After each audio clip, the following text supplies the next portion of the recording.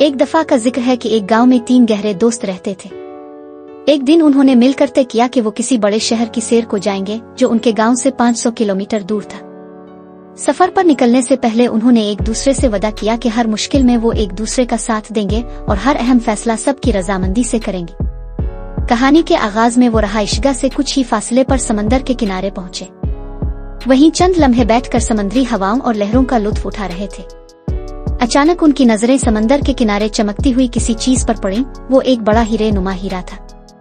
उन्होंने हैरानी और खुशी के मिले जले जज्बात के साथ वो कीमती चीज उठाई। हर किसी की आंखों में खुशी के आंसू चमक रहे थे। वो समझ नहीं पा रहे थे कि उन्हें ऐसी अजीम दौलत हाथ क्यों आ गई। वो हीरे को लेकर करीब ही एक जंगल में बैठ गए ताकि पहले सुकून से सोच विचार करें। कुछ देर बाद उन्हें भूख महसूस हुई और एक दोस्त शहर की जानिब खाना लेने गया, जबकि बाकी 2 जंगल में इंतजार करने लगे। खाने लेने वाला दोस्त दूर गया तो बाकी 2 दोस्तों के दिलों में लालच सर उठाने लगा। उन्होंने सोचा कि अगर इसी हीरे को बेचा जाए तो दोनों में आधा आधा हिस्सा हो जाएगा। दोनों ने मंसूबा बनाया कि जब तीसरे दोस्त वापस आएगा तो इसे कत्ल करके हीरा अपने दरमियान तकसीम कर लेंगे। खाने लेने वाला दोस्त भी हीरे के बारे में सोच रहा था और उसके दिल में भी लालच पैदा हो गया।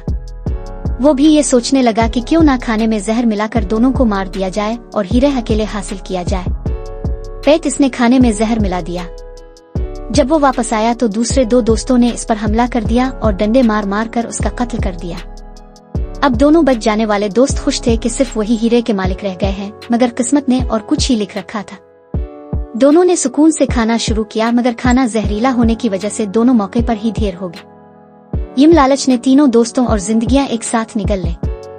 ये वाकया वाजे कर देता है कि लालच सब कुछ खत्म कर देता है। अगर आपको हमारी वीडियो अच्छी लगी है तो वीडियो को लाइक कर दें, चैनल को सब्सक्राइब कर दें। अल्लाह हाफिज़।